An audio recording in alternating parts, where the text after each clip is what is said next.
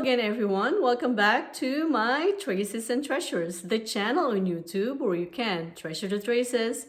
And this is my YouTube channel. Are you thinking of immigrating or already here in Canada? Then if so, stay put because this episode is for you. Marami tayong pwedeng puntahan na ibang bansa kung gusto natin magsimula ulit. Well, for me and my husband and my then 3-year-old daughter, we chose Canada. Bakit? Kasi dito sa Canada, may family members ang husband ko. You know, when you're about to start a new life, it's always helpful to pick a place kung saan meron kang family members na pwedeng maging support system. Because you know, life can get rough. And those extra hands around you will be a big help. My husband and I and my then 3-year-old daughter immigrated to Canada in 2002. So 20 years na kami this summer sa June. Immigrating to Canada was one of the biggest changes my husband and my daughter had to face in life. Immersing into a multicultural place such as Canada has always been challenging and complicated for us. Mahirap, pero ang hirap na pinagdaanan as we persevere pays off. Sa mga pinagdaanan namin, maraming challenges or difficulties that we had to hurdle, but I only picked the following 5 kasi ito yung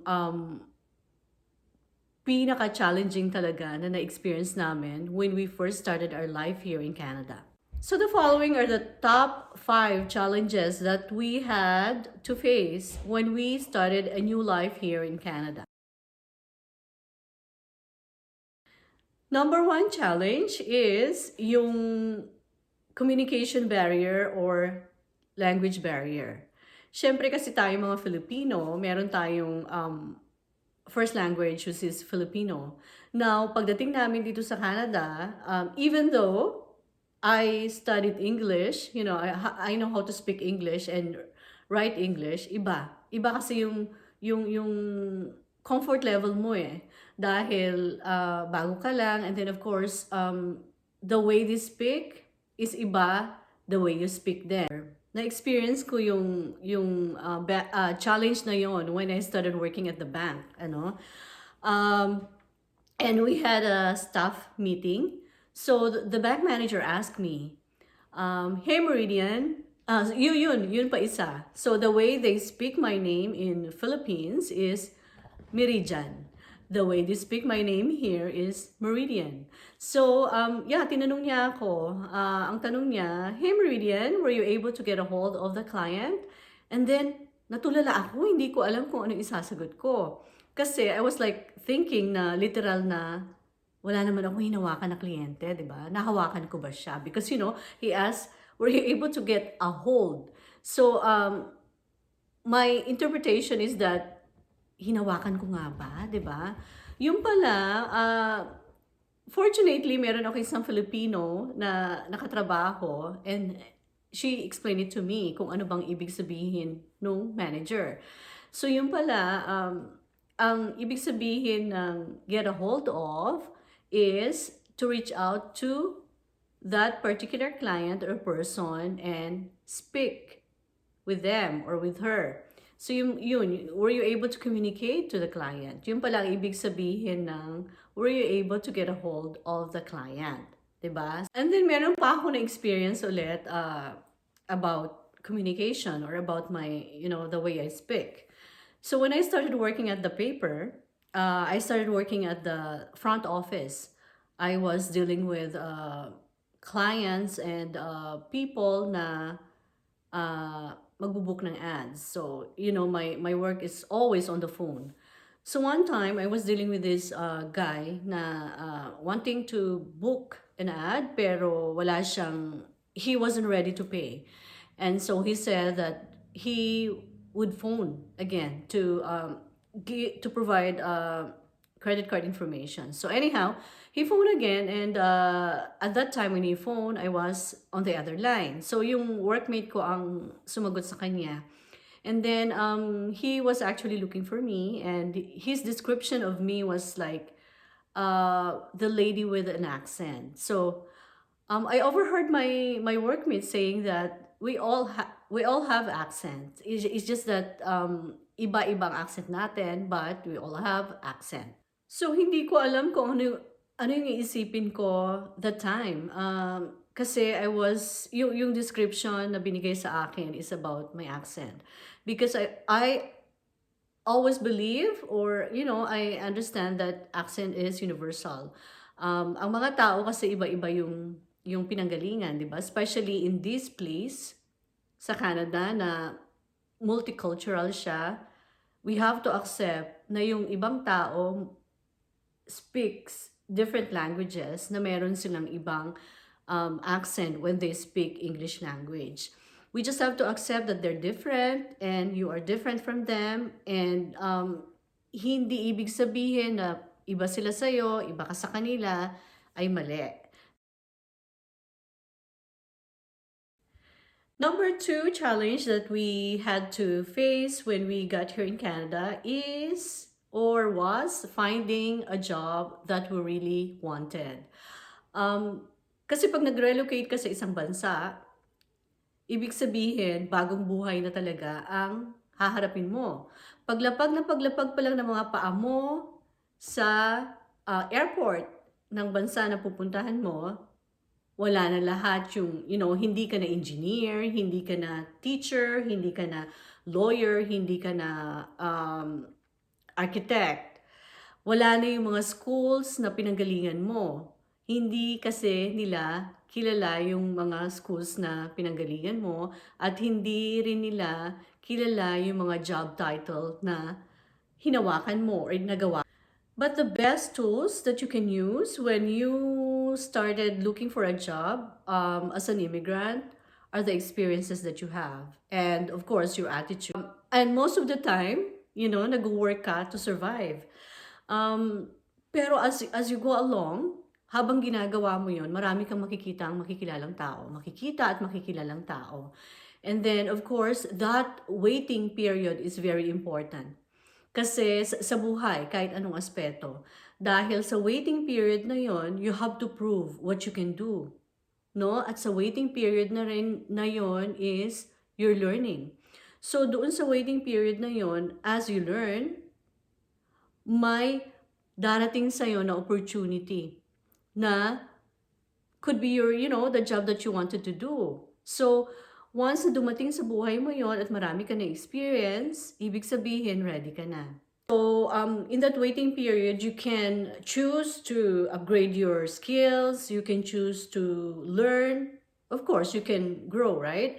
So, that waiting period will give you the opportunity to be ready once that job that you really wanted to do come along.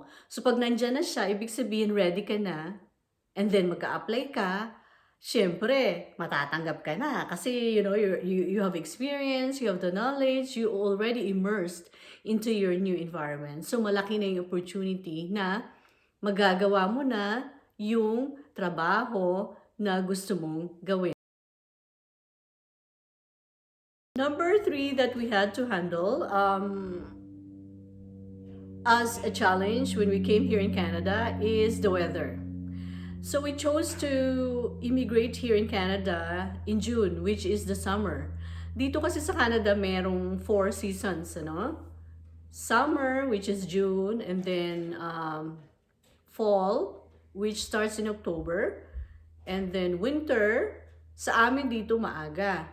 Our winter time starts from November hanggang March, or actually April. Winter time dito sa amin is mahaba. It starts in November hanggang April. Actually, mayroon pa kaming snow, which is supposed to be already spring.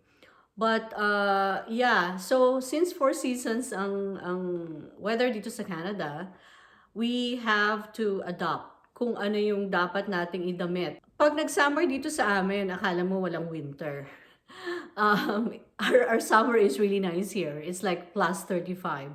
So parang Philippines ang weather. Ang ano naman, ang spring and fall, they are bearable. Medyo malamig, but you just have to dress up for the weather. Ang pinaka challenging talaga na weather dito is, of course, yung winter time. Ang pinaka malamig pag winter time dito sa amin, sa north, is from December. Actually, that's Christmas time, and then up to the middle of February. Yung pag nag-hit ng -30 ang weather, mahirap nang lumabas if you're not dressed up properly from head to toe. Pag-drop ang temperature up to -50, if you're dressed up for the weather, syempre, life goes on. And mostly naman dito sa Yellowknife, maraming activities indoor. So, minsan pag hindi mo nakikita ang labas na -50 or hindi mo nararamdaman yung lamig na -50, parang wala lang. So yun ang third challenge that we had to face here in Canada, yung weather. I still remember when I experienced snow for the first time, ano? I was crossing the street going to my work, and then suddenly may snowfall. Akala ko ano lang, mga styrofoam. So I was like running crossing the road, ano? And then when I got to my workplace, sabi ko dun sa office mate ko, hey, Jason! Sabi ko, Jason, I just saw snow falling on the ground and I thought it was like styrofoam. And then sabi niya sa akin, oh, Meridian, it's just nice for you because you just started seeing them, because you just started experiencing them, or experiencing the snow. Alam mo, when eventually, sabi niya ganun, eventually, you'll just get sick of it. That was really my first experience seeing the snowfall, seeing a snowfall. Para sa akin, it was like a dream come true. Dahil when I was back home, nakikita ko lang talaga ang snowfall sa movie. And now it's reality. All of a sudden, ayan na siya, di ba? Nahuhulugan na ako ng snow. Ang number 4 na we had to face is homesickness. Siyempre, kahit naman saan tayo, pag lumayo tayo sa isang lugar na pinagmulan natin, mararamdaman natin yung homesickness. Hahanap-hanapin natin yung pinanggalingan natin. Especially kung naiwan ang family mo doon sa lugar na pinanggalingan mo, yung mararamdaman mo na lang ang lungkot because you're missing your mom or you're missing your friends, or isa pang mamimiss mo talaga dito is yung pagkain. Kasi when we got here, hindi kami basta-basta nakakita ng mga fresh veggies na pwede naming iluto. Kasi ako mahilig ako sa bulanglang. Dahil masarap ang bulanglang ng nanay ko. And then other is the other gulay, or the other gulay na niluluto niya is pinakbet. So mahirap maghanap ng mga gulay na yon na lulutuin mo para alam mo yun, para matikman mo ulit yung kinasanayan mong pagkain. So yeah, that too is a challenge. Yung hanapin mo yung mga natitikman mong pagkain dito. Marami ditong gulay, meron din. Hindi marami, meron din, but they are frozen. Usually, as we go along, nasanay na rin kaming kainin kung ano yung available sa supermarket, sa grocery store. And then, as the years go by, nakikita namin yung transition na dumadami na yung mga Filipino products dito. So, yung homesickness, hindi na siya ganun ka-strong when it hit you. Kasi may mga nabibili na rin sa panahon ngayon. And number 5, which is the last but not the least, sa aking listahan is culture shock. So, naalala ko pa nung isang umaga na papasok ako sa trabaho, and then there was this guy na, nginitian ako at nagsabi na, "Good morning." O parang nahiya ako kasi hindi ako sanay sa ganun eh. Hindi ako sanay na i-good morning ako and then at the same time, ngingitian ka. 'Di ba? Yung nakaka-intimidate yung makikita mo ang maraming tao na iba-iba ang kulay nila, na iba-iba yung yung level of confidence nila. Minsan I chose not to speak kasi baka ako hindi ako maintindihan, ano? Because this is a new place for me then na paano ko i-express yung sarili ko. Because I feel that I'm different just by looking at my skin, just by looking at, myself, para akong natitiklo. I was intimidated. Pero sa paglipas ng panahon, I've learned to adapt. Hindi pala na kesyo iba yung culture na pinagmulan ko, na iba yung culture na pinagmulan nila, hindi pala nakaka-intimidate yon. All I have to do was to accept our differences and respect na iba ako at iba yung mga tao na nakakasalamuha ko. And from there, I've learned. We have been blessed na dito kami sa Yellowknife nagland because most of the people here, especially yung Filipino circle here, Filipino communities, they're really very kind. Most of the people here from, other cultures, they are friendly, generous, and, very helpful. They are also respectful. I read one time that ang cultural shock has 3 phases. Yung first phase is honeymoon phase. Yun yung tipong very excited ka pa at very positive na makita kung ano dapat mo makita sa bagong lugar na pinuntahan mo. Yung second phase is yung frustration. Doon pumapasok yung feeling ng sadness, isolation, at anger. And then yung third phase is yung acceptance. Doon mo na ma-realize na kailangan mo nang i-accept, na kailangan mo mag-compromise between frustration. Acceptance is you start to compromise between frustration and honeymoon phase. So doon na yung i-immerse mo ang sarili mo na, yeah, this is a new place for you. Na kailangan mo i-accept kung ano man yung nandoon sa'yo. Na kailangan mo i-respect kung ano man yung nasa bagong lugar mo. It doesn't mean na kung merong values ang ibang tao doon sa lugar na pinuntahan mo, it doesn't mean na mali sila. It doesn't mean din na mali naman yung values mo. But the most important thing in that case is you have to respect na iba ka at iba sila. So, importante talaga yung pag-adapt sa ibang culture, ano? So, we have to adopt foreign culture so we can overcome our culture shock. And in that way, we can develop our relationships with the people around us.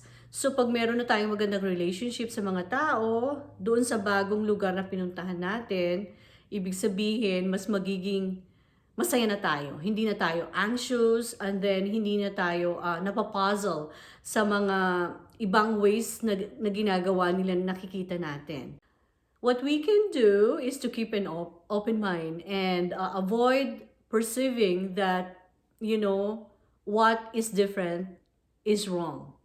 Canada is a very diverse country. We just have to learn how to adopt and give it a chance. And this is the end of this episode. Thanks everyone for staying with me until the end. Again, this is Traces and Treasures, the channel on YouTube where you can treasure the traces.